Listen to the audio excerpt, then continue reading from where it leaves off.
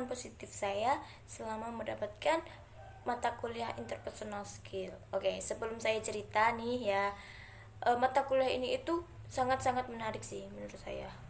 Super menarik. Dosennya juga menarik, teman-temannya juga seru-seru. Nah, pengalaman selama saya mengikuti mata kuliah ini itu banyak banget, sebenarnya banyak banget hal-hal positif yang saya dapatkan. Namun saya ceritakan yang beberapa aja ya, nanti kalau kepanjangan kan bisa sampai sahur. Oke, yang pertama yaitu pengalaman positif saya. Yang pertama yaitu mendapatkan ilmu untuk berbicara di depan umum. Nah, selama ini kan saya itu orangnya malu-malu gitu ya kalau berbicara di depan umum.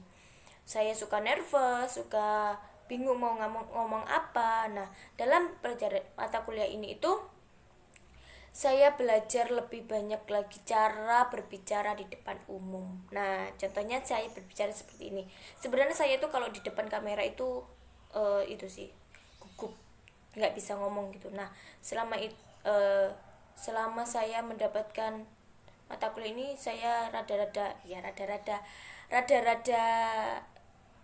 bisa ngomong sih. Ya, enggak ya, bukannya selama ini saya nggak bisa ngomong, maksudnya saya berani tampil di depan kamera seperti ini kan. Oke, yang kedua yaitu dapat belajar oke, enak ya, mendapatkan ilmu untuk membuat makalah dan PowerPoint yang menarik. Nah, PowerPoint kan selama ini kan penting ya untuk sampingan, maksudnya bukan untuk media dalam hal presentasi. Nah, PowerPoint penting kan, biasanya bagi beberapa orang itu penting untuk media presentasi. Oke, jadi PowerPoint yang menarik itu adalah PowerPoint yang audiens melihat itu tidak bosan.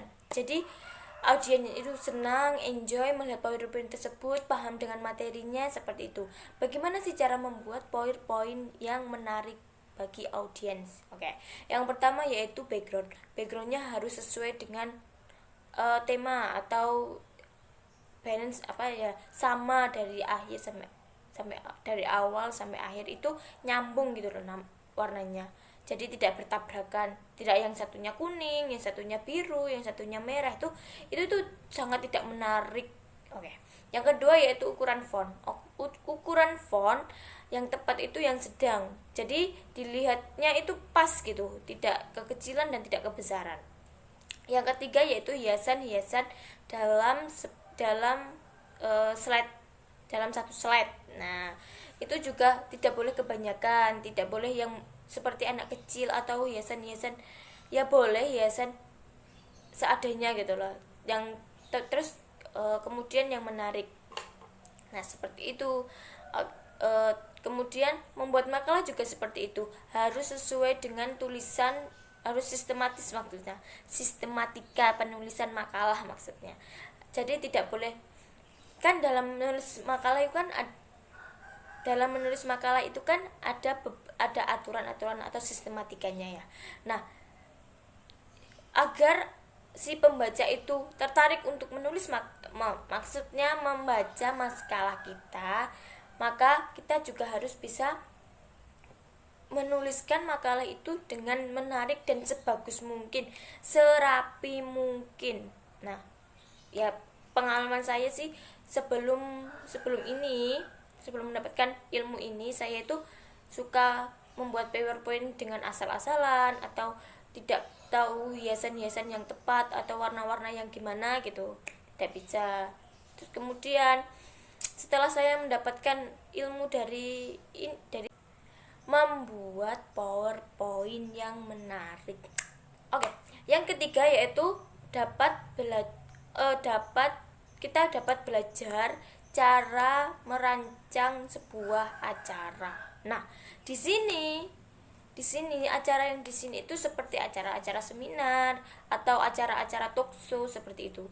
Jadi kita mendatangkan pemateri atau kita yang menjadikan pembicara atau pemateri seperti itu ya, untuk meningkatkan daya skill kita dalam berbicara.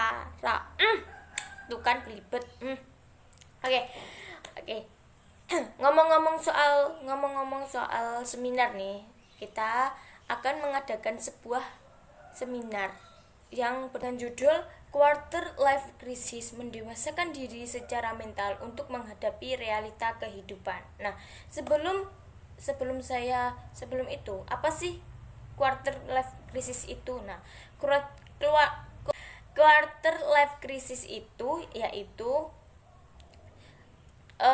istilah dalam psikologi yang merujuk pada keadaan emosional yang dialami oleh remaja di usia atau seseorang berusia 20-30 tahunan. Nah, keadaan seperti apa sih yang mereka alami itu? Nah, biasanya pada umumnya keadaan seperti kekhawatiran, terus kemudian keraguan dalam menjalani kehidupan di masa depan, kemudian bingung menentukan pilihan hidup. Nah, seperti itu. Krisis ini itu dipicu dari tekanan dalam diri sendiri atau tekanan dari lingkungan. Nah, umumnya anak-anak yang baru lulus sekolah itu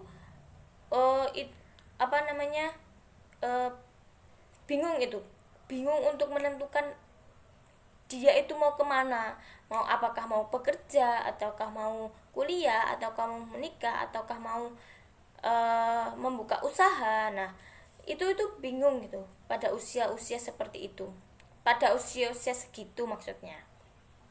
Jadi life crisis itu biasanya sih kebanyakan orang itu bingung, kebanyakan remaja itu bingung untuk memilih jalan hidupnya yang akan dia tempuh selanjutnya setelah lulus sekolah, seperti itu. Teman-teman, sebelum saya mengakhiri video ini, saya akan memberikan informasi yang sangat menarik untuk kalian ikuti. Jadi kita akan mengadakan webinar melalui via Zoom tanggal 11 Juni 2021. Jangan lupa kalian ikut ya. Pematerinya itu menarik, seru, enjoy penyampaiannya, pokoknya seru deh, enak pokoknya. Terus materinya juga menarik banget untuk kalian ikuti. Buruan ikut seminar ini. Oke? Jangan lupa, aku tunggu. Bye.